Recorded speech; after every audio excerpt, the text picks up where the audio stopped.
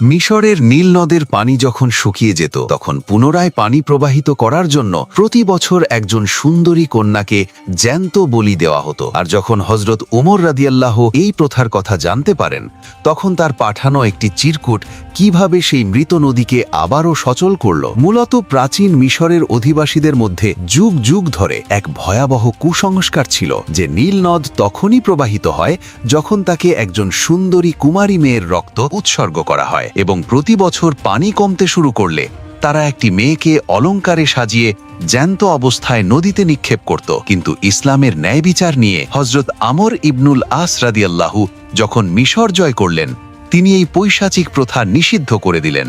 যার ফলে অলৌকিকভাবে সেই বছরই নীল নদ পুরোপুরি শুকিয়ে ধুধু মরুভূমিতে রূপ নিল এবং মানুষ হাহাকার করে দেশ ছেড়ে পালানোর প্রস্তুতি নিতে শুরু করল। এই চরম সংকটময় মুহূর্তে আমর ইবনুল আস মদিনায় খলিফা ওমরের কাছে এক জরুরি বার্তাবাহক পাঠিয়ে পুরো বিষয়টি বিস্তারিত বর্ণনা করলে খলিফা এর উত্তরে কোনো অর্থ বা ত্রাণ না পাঠিয়ে একটি ছোট চিরকুট লিখে পাঠিয়ে নির্দেশ দিলেন যেন এটি সরাসরি নীল নদের বুকে নিক্ষেপ করা হয়। যখন খলিফার সেই বিশেষ বার্তা নিয়ে বার্তাবাহক মিশরে পৌঁছালেন, তখন আমর ইবনুল আস সমস্ত মিশরবাসীকে নদীর তীরে একত্রিত করলেন এবং সবার সামনে দাঁড়িয়ে খলিফা ওমরের সেই ঐতিহাসিক চিরকুটটি উচ্চ স্বরে পড়ে শোনালেন। সেই চিঠিতে লেখা ছিল, হে নীল নদ,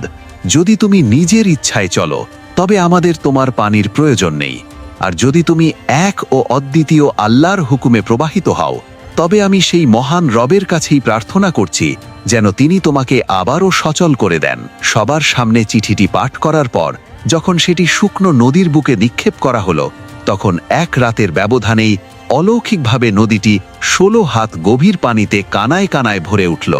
এবং আগের চেয়েও তীব্র বেগে প্রবাহিত হতে শুরু করল, যা দেখে পুরো মিশরবাসী অবাক হয়ে ইসলামের সত্যতা বুঝতে পারল। এবং সেই থেকে ইতিহাসের বুক থেকে জঘন্য নরবলি প্রথা চিরতরে মুছে গিয়ে নীল নদ আজও মহান আল্লাহর হুকুমে একইভাবে বয়ে চলেছে।